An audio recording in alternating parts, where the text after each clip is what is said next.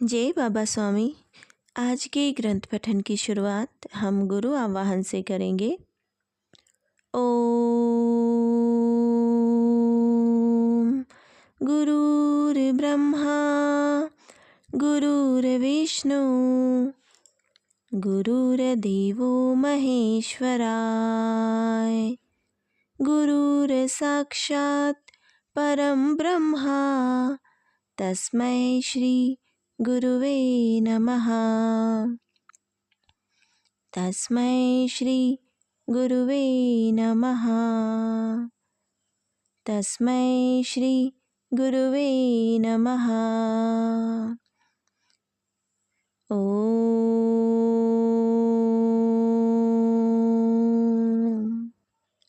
श्री शिव कृपानंद स्वामी नमो नमः। जय बाबा स्वामी। कल हमने देखा कि गुरुदेव व बाकी बुद्ध साधुओं ने उस मठ से वापसी का निर्णय लिया था।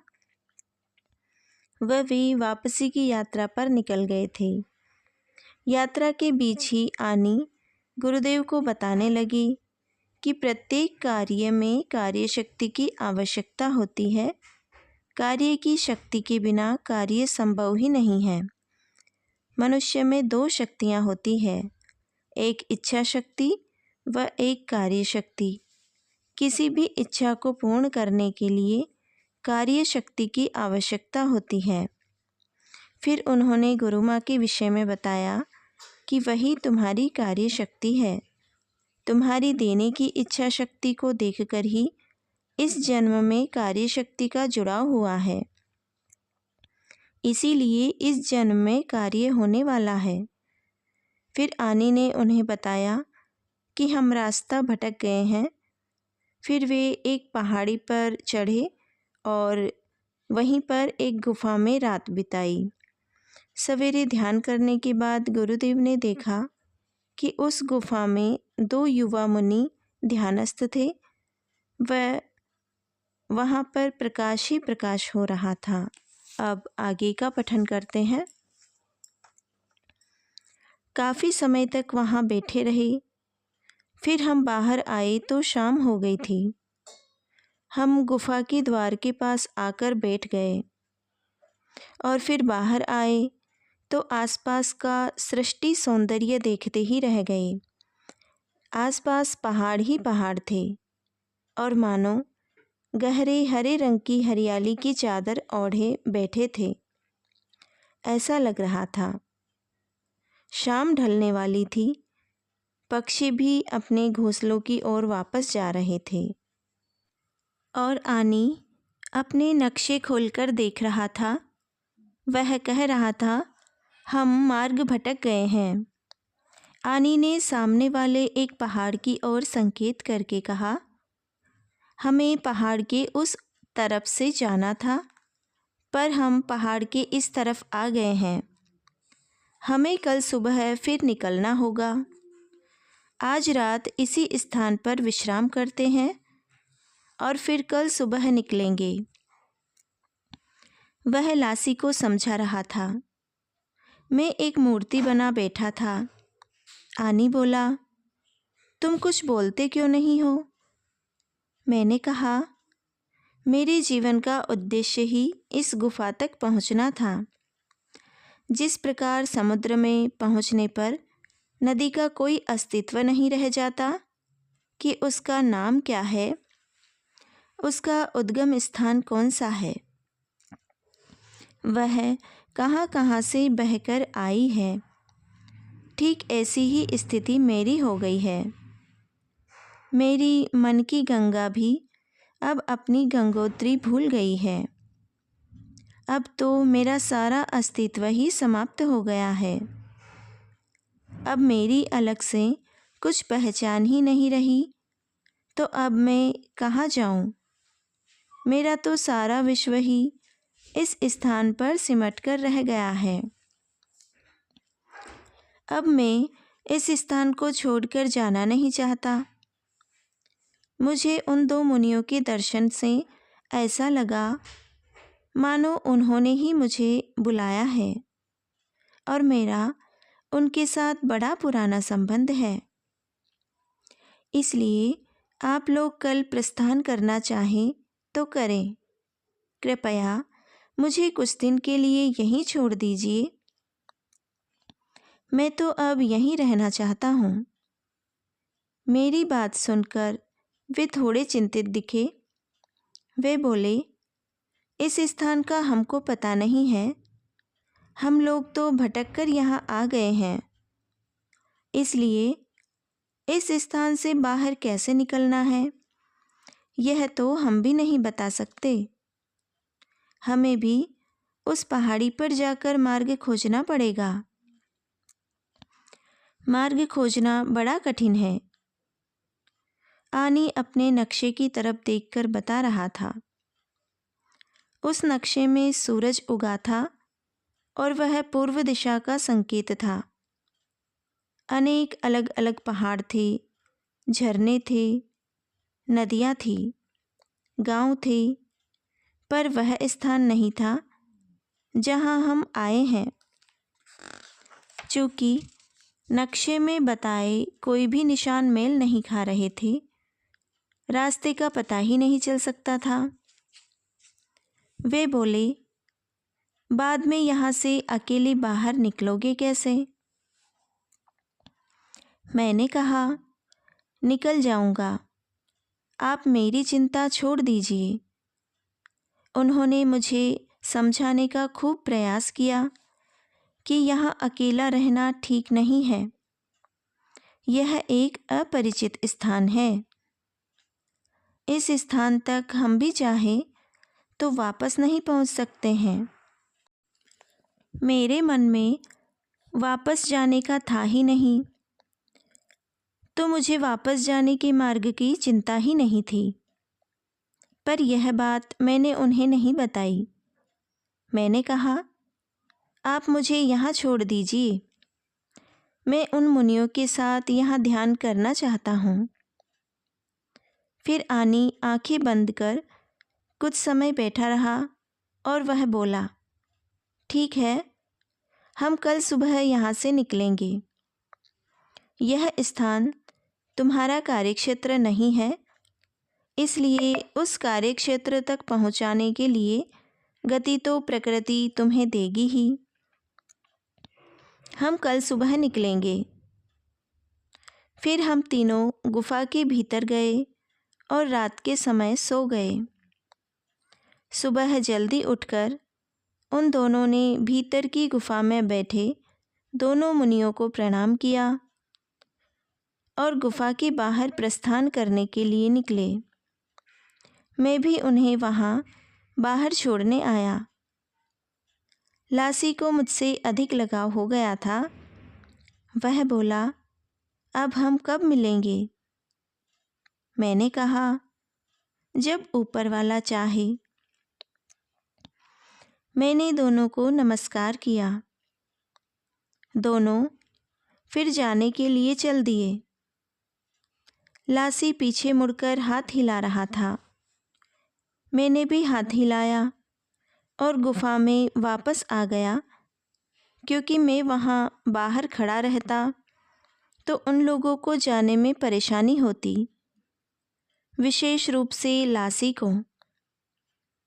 बहुत दिनों से मैं उनके साथ था और सानिध्य में भी एक अपनापन हो जाता है।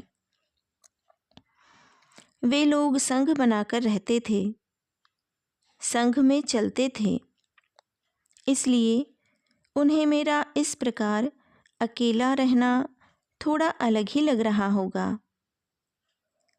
लेकिन मुझे अकेले रहने की आदत थी। मैं जब भी अकेला रहता हूँ तो आत्मा मेरे पास रहता है। मेरा प्रिय सखा मेरा आत्मा है। उस आत्मा के सानिध्य में मैं सदैव प्रसन्न रहता हूँ और उसी आत्मा के कहने पर मैंने वहाँ अकेले रुकने का निर्णय लिया। मुझे उस समय ऐसा लगा मानो आत्मा कह रही हो, कि ये ही थे जो तुझे घर से जंगल में आने के लिए बुला रहे थे, और यही स्थान है जहाँ तेरी यात्रा समाप्त होती है, क्योंकि अब यहाँ आकर मेरी सारी यात्रा ही समाप्त हो गई है, ऐसा प्रतीत होता है। उस दिन प्रथम मैंने गुफा की साफ सफाई की।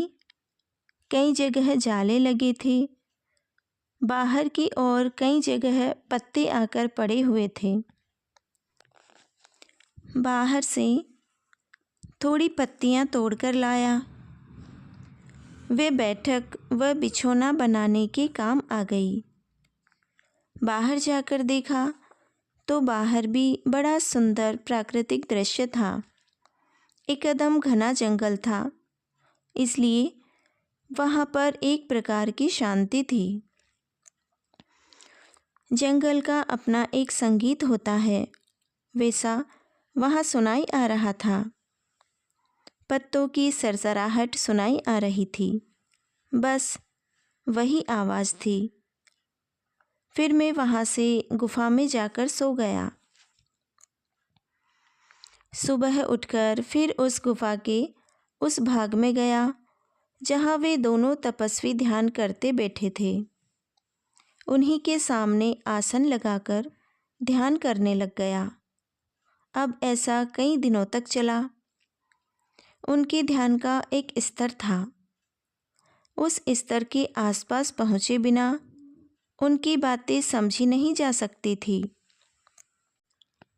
यह ठीक रेडियो की तरंगों जैसा ही होता है। जैसे रेडियो का कांटा हम जब बराबर जगह रखते हैं तभी उस स्टेशन को सुना जा सकता है, वैसे उनके ध्यान की भी तरंगें बह रही थी और मेरी ऐसी स्थिति नहीं थी कि उन तरंगों के स्तर तक पहुँचूं, और वह भी नहीं लग रहा था। वे तरंगें काफ़ी सशक्त थी और पहले मैंने उन्हीं तरंगों का अध्ययन किया तो महसूस किया कि उन तरंगों तक पहुंचना ही असंभव है। एकदम ज़मीन आसमान का अंतर है। जब मैंने यह प्रश्न बार बार करने पर भी सफल नहीं हुआ तो मैं उन तरंगों का अध्ययन कर सकता हूँ, मैं उन तरंगों तक पहुँच सकता हूँ, मैं उन तरंगों को जान सकता हूँ। कुछ दिन के अभ्यास से यह संभव हो ऐसा नहीं लगा। फिर शरीर का एक अहंकार था, वह भी टूट गया और उसे टूटने में ही काफ़ी दिन लगे, और काफ़ी दिनों के बाद यह जाना कि मैं उन तरंगों के आसपास भी नहीं पहुंच सकता हूं। तब मुझे मेरी ही गलती का अंदाज़ा हुआ कि मैं यह गलत प्रयत्न कर रहा था। ऐसे तपस्वियों के दर्शन उनकी इच्छा के बगैर नहीं होते हैं, और उन्होंने ही मेरा मार्ग भटकाया है। वे ही मुझे यहाँ लाए हैं और उन्होंने ही दर्शन दिए हैं, और बाद में मैं यहीं रह जाऊं, ऐसी प्रेरणा भी दी तो वे ही आगे का करेंगे। मैं न तो अपने प्रयत्न से यहाँ पहुँचा हूँ और न ही मैंने अपने प्रयत्न से इस दर्शन को प्राप्त किया है। मैंने तो कुछ भी नहीं किया। फिर सब उनकी कृपा में हो गया तो मुझे उनकी कृपा पर ही छोड़ देना चाहिए और कोई प्रयत्न नहीं करने चाहिए। और मैंने सारे प्रयत्न छोड़ दिए और अपना सर्वस्व ही उन्हें समर्पित कर दिया और कहा, गुरुदेव, आप करुणा के सागर हों। आपके ही करुणा के कारण मैं यहाँ तक पहुँचा हूँ। आपकी कृपा के कारण ही मुझे आपके दर्शन प्राप्त हुए। अब आगे भी जीवन में आपकी इच्छा के अनुसार हो। अब मैं मेरे जीवन की बाकी सारी सांसें आपके हवाले कर रहा हूँ। अब मैं प्रत्येक सांस भी आपकी इच्छा से लूं। अब मैंने मेरा शेष जीवन आपके ही श्री चरणों पर समर्पित कर दिया है। ऐसी प्रार्थना पूर्ण हृदय से करके फिर मैं वहीं रहने लग गया। फिर सारे प्रयत्न भी छोड़ दिए थे, और जैसे ही सारे प्रयत्न छोड़ दिए और संपूर्ण समर्पण कर दिया, तो बाद में कुछ दिनों तक तो भीतर एकदम गहरी सी शांति अनुभव होने लग गई। उस गहरी शांति में मुझे आनंद आने लग गया और मैं उस शांति को अनुभव करने लग गया और भीतर उतरता ही चला गया। और ऐसा अनुभव हुआ जैसे हम एक आधे खूब गहरे कुएं में उतरते हैं और भीतर जैसे जैसे उतरने लग जाते हैं, वैसे वैसे कुएं के ऊपर का प्रकाश एक गोल वर्तुल के समान दिखता है।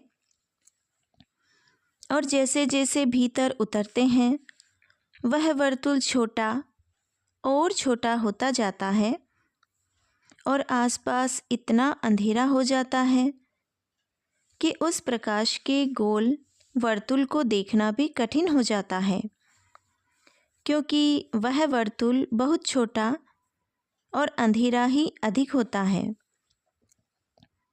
फिर लग रहा था कि वह वर्तुल एक बिंदु जैसा हो गया है और इस बिंदु को भी अंधेरे में खोजना पड़ रहा है। वह बिंदु भी आसानी से नहीं मिल रहा है। इतना गहरा अंधेरा होने पर भी असीम शांति का अनुभव हो रहा था और धीरे धीरे महसूस किया कि वह प्रकाश का गोल वर्तुल भी समाप्त हो गया था। वह बिंदु भी समाप्त हो गया था। सब जगह अंधेरा ही अंधेरा हो गया था और उस अंधेरे में एक असीम शांति का अनुभव हो रहा था। और उस अंधेरे में, उस असीम शांति में भी एक नाद था, एक बहुत पवित्र नाद जो बहुत ही धीमा धीमा कभी कभी सुनाई आ रहा था। फिर वह नाद बार बार सुनाई आने लग गया। फिर उस नाद की एक श्रृंखला सी बन गई और फिर उस श्रृंखला का एक नाद बन गया, एक सुमधुर नाद। और पूरा ध्यान उस नाद पर ही एकत्र हो रहा था, बाकी और कुछ नहीं, बस वही नाद। शरीर के होने का सारा भाव ही समाप्त हो गया था। बस रह गई थी तो अनुभूति, अनुभूति, अनुभूति। फिर प्रकाश, प्रकाश, प्रकाश हो रहा था। इतना कि मेरी आंखें चौंधियाने लग गई थी। और फिर देखा तो उन दो महापुरुषों के शरीर से निकलने वाली तरंगे मेरे ऊपर बरस रही थी और उनके दिव्य दर्शन हो रहे थे। मैंने उन्हें साष्टांग दंडवत प्रणाम कर दिया और दर्शन देने के लिए उनका आभार व्यक्त किया। मैंने कहा, आप करुणा के सागर हो, आप सर्वज्ञानी हो, सारी सृष्टि के रचयिता हो, आप ही सर्वज्ञ हो, आप ही परमात्मा हो।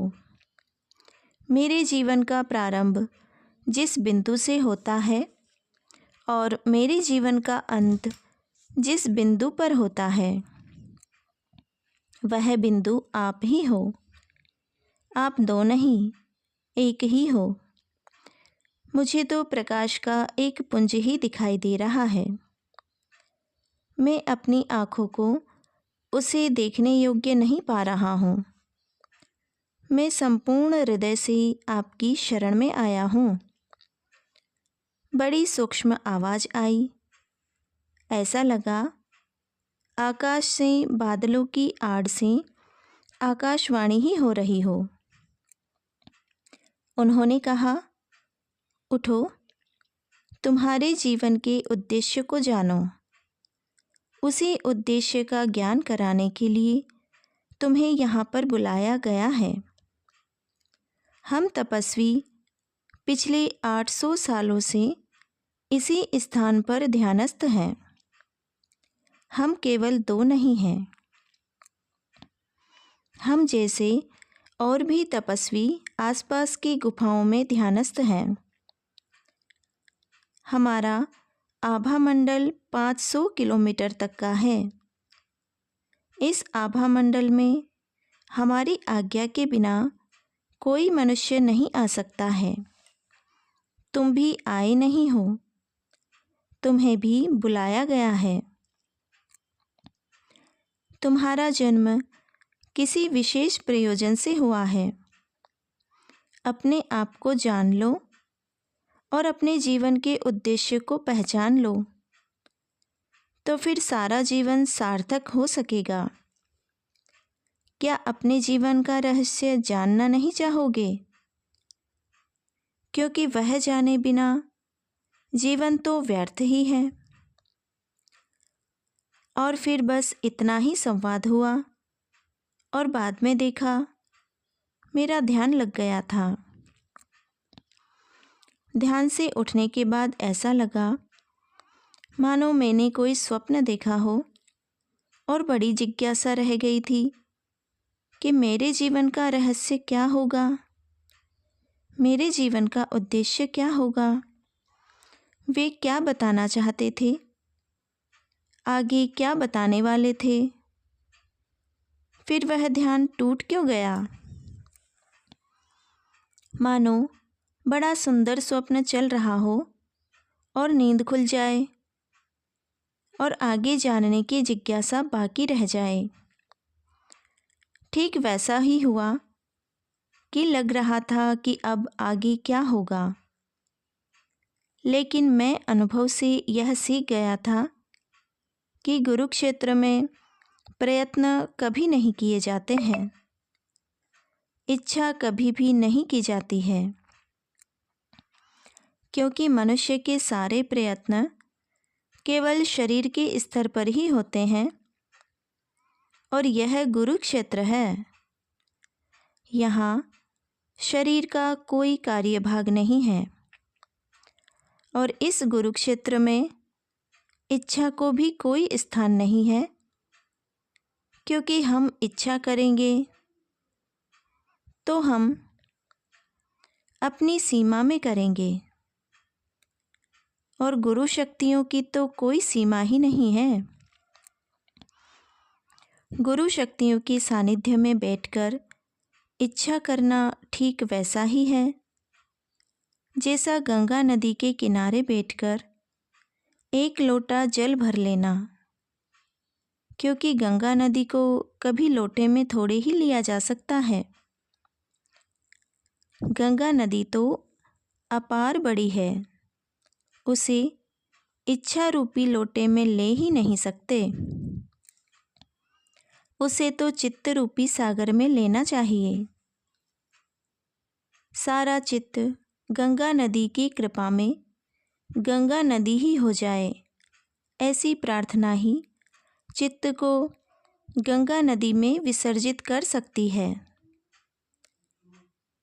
सारी गंगा नदी चित्त में भर ली जा सकती है। इसलिए गुरुक्षेत्र में गुरु शक्तियों के समक्ष इच्छा नहीं करनी चाहिए। प्रार्थना करो, गुरुदेव, अब जो भी जीवन में हो आपकी इच्छानुसार हो। मैं पामर क्या इच्छा कर सकता हूँ? आप दया के सागर हो, जो हो वह आपकी इच्छानुसार हो। फिर कुछ दिन ऐसे ही चलता रहा। और फिर एक दिन वही गहरे कुएं वाला ध्यान का अनुभव होने लग गया, वही अनुभूति होने लग गई और फिर वही नाद सुनाई आने लग गया और फिर वही दिव्य दर्शन होने लग गए, फिर आकाशवाणी होने लग गई। तुम्हें यहाँ पर इसलिए बुलाया है कि हमारे गुरु इस धरती पर अवतरित होना चाहते हैं।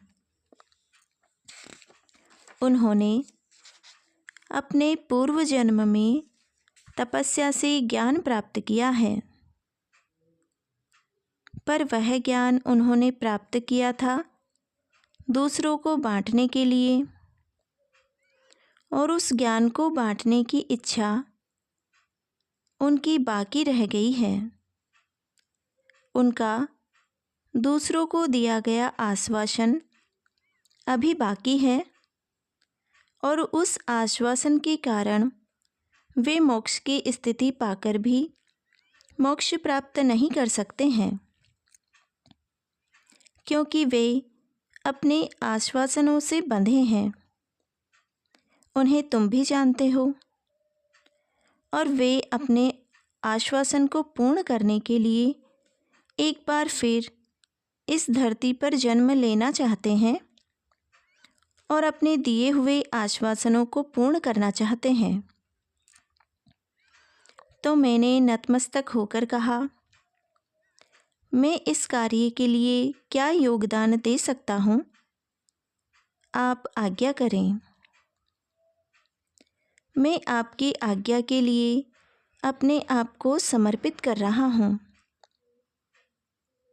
उन्होंने कहा, उनके इस धरती पर अवतरित होने का उपयुक्त समय अब आ गया है,